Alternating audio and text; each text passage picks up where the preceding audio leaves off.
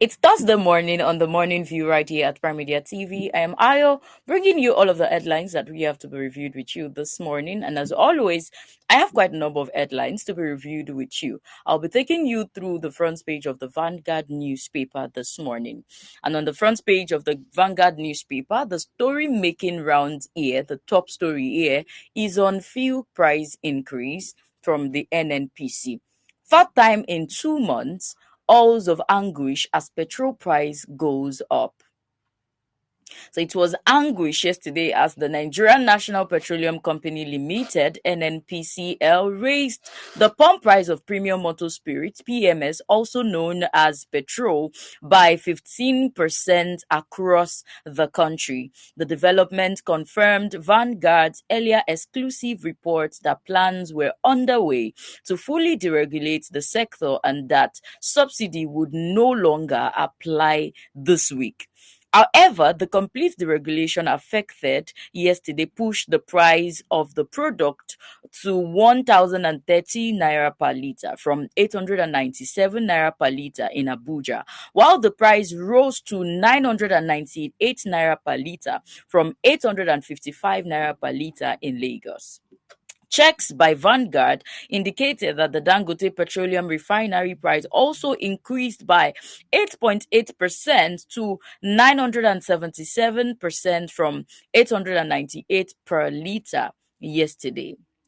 So here's the development that we are seeing in Nigeria, and it has been raising a lot of questions. But then there's the part of the story that caught my attention. That's the part that says the development confirmed by Vanguard earlier in their exclusive report shows that the sector said that subsidy would no longer apply this week. It is raising a question: has there been subsidy before?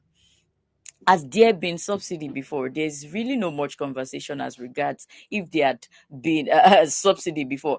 And we know that despite Mr. President had said that subsidy was gone, they are still paying landing costs. That's just a synonymous name to subsidy. So now that you said you stopped paying landing costs, hence why PMS got to 855 naira per litre at your fuel station, we expected that you be transparent enough. And there's been a lot of questions. If NMPCO is not buying fuel from Dangote Refinery, where exactly are they getting their PMS from? And what exactly is the reason for the increase in the pump price? So it is raising a lot of questions as regards if it is there are two things involved here. It is either NNPC. It could be that NNPC are yet to conclude. Remember, the reason why they removed the landing cost is because they are indebted of billions of naira.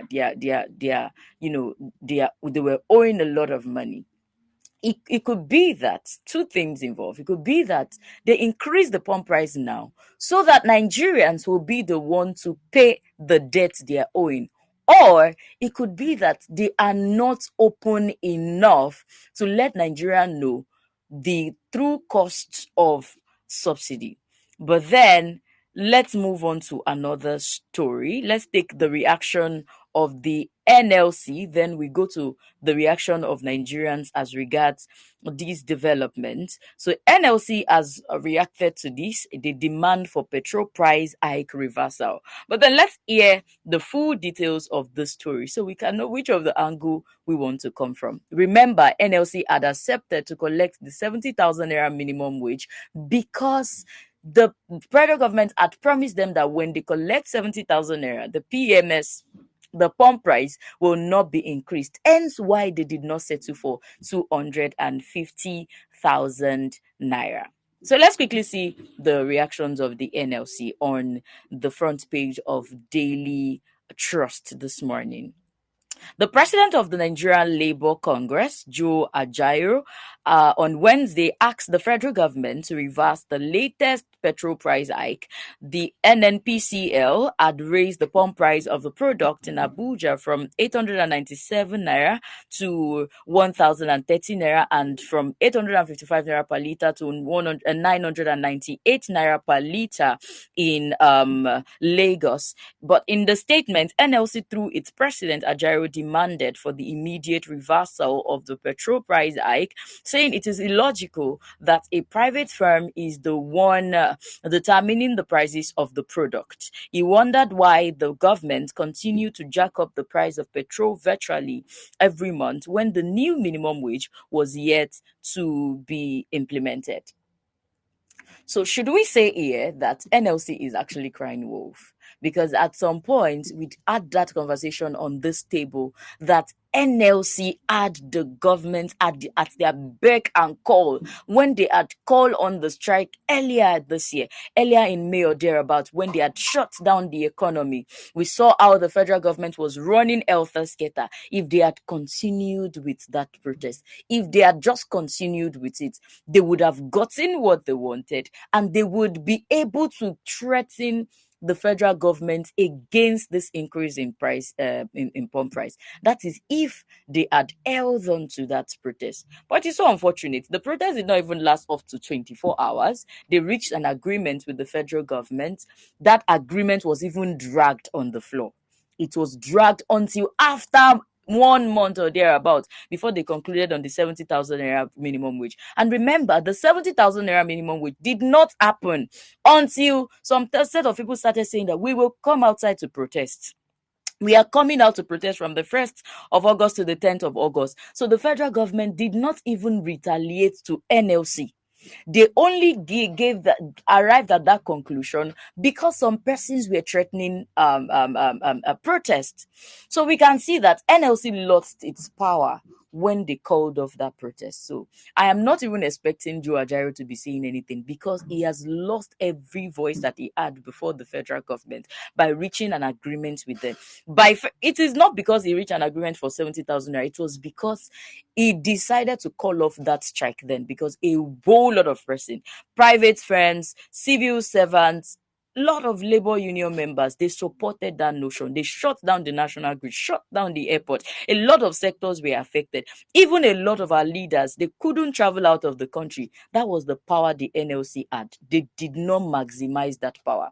So NLC here is just crying wolf, but we hope they've been reacting to the protest and all of that, and we saw what later became of the president of NLC, that is Joe Ajaero.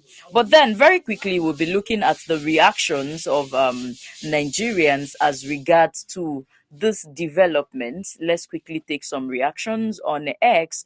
One Abdulaziz Naibi Abubakar had said, NLC told us that if they forced federal government to pay 250,000 naira minimum wage, then pump price would be increased. But if they accept 70,000 naira minimum wage, federal government won't increase PMS price. What has changed now? I mean, I started off with that when we were taking reactions from NLC. So NLC had come out to say that, okay, the reason why we are coming to this conclusion is because of this. But then here we have it. The federal government, I don't want to say Mr. President, federal government had actually breached the agreement. It is actually because they did not maximize the opportunity that they had beforehand. So let's quickly take another reaction from one Remy on Twitter, now X. If NNPC likes, they should increase the fuel pump price to 2,000 naira until we are ready as citizens to ditch tribalism and stupid discussions to take back our country. That is when we will be able to do a whole lot of things. I'm coming. I have with me another reaction here. I have with me another reaction here. Let's quickly take reactions from Nigerians. Let's see how Nigerians are reacting to this development. So okay. So, one Honorable Henry Shield, he said the citizens' response anytime the government cruelly increases fuel pump price is to rush and buy fuel, then adapt. No rejection, no defiance, no protest, nothing. Tinubu is enjoying much more than any other president in Nigeria's history. Useless opposition. So you can see here, this is just the reality of the people. On the 1st of October, the Take It Back movement had actually come outside to say that we are protesting against the increase in pump price. You have to, not just the increase in pump price, we are protesting against bad governance. And we can see that there's really no much turnout from that protest, even though it was that fearless protest. A lot of persons came out, but it really did not gain much ground as NLC had it when they called for protest earlier. And we cannot even say categorically if that protest is still holding, because Nigerians are tired. Whenever they come outside to protest against this administration, what you see, the reactions of the Nigerian government is to keep them short, to keep them quiet. So there's also another reaction from one Tunji Adebi. He said, between the time that Ajaero-led labor union Ajaro-led labor union agreed to 70,000 naira minimum wage with federal government so that Tinubu will not increase the pump price. And now, fuel price has actually been increased twice. Apparently, your federal government, not Tinubu, has lied again. So a lot of Nigerians are actually looking at the fact that over time, as they keep on as these people have reached this agreement, obviously NLC is no longer listening to these people. But then let's also take reactions from one confirmed Yoruba boy. This person had said, I think it is getting clearer now that as long as one Nigeria remains, your sufferness isn't gonna be ending soon. They've turned you all to pounds on their chessboard, playing you around, and whosoever want to do anyhow, they will take him out. One Igbo guy said it is because they didn't that you're most likely to go and read that more. Let's also take a reaction from Zoe Adiola, still on that part. She said it is not about condemning the price, it is about totally rejecting the price and mobilizing massively for a protest and shut down the economy. Who has that force again?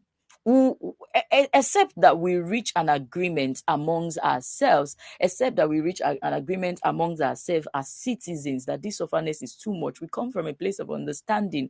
It will really be too difficult for one body to come outside and say, okay, let's lead the protest. The problem with Nigerians is that we are still waiting for one person to take the lead. When we get to the point that we can no longer bear this, I think we'll reach a conclusion.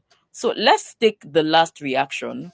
One Kalu Oke Kuku said, NLC can only condemn now. Their wings have been clipped. They have seen Shege. They no longer give ultimatum to reversal. Everybody will see Shege and get sense by force. Then there's another reaction, then we'll take it that. Okay, I think that will be all the reactions that we will be taking today on the newspaper review. This is the thought of Nigerians as regards this increase in pump price twice this year. Yet, cost of living has not stopped. So I'll wrap this conversation up with a report from Vanguard, where they said that Nigerians are most likely to be spending 5.47% of their income this year for the rest of this year on only food. I can only imagine what the inflation rate will be saying now that the cost of PMS has increased. But then we'd like that you share your thoughts with us on all the social media platforms that you are watching us from. If you're watching us on Facebook, we are Prime Media TV.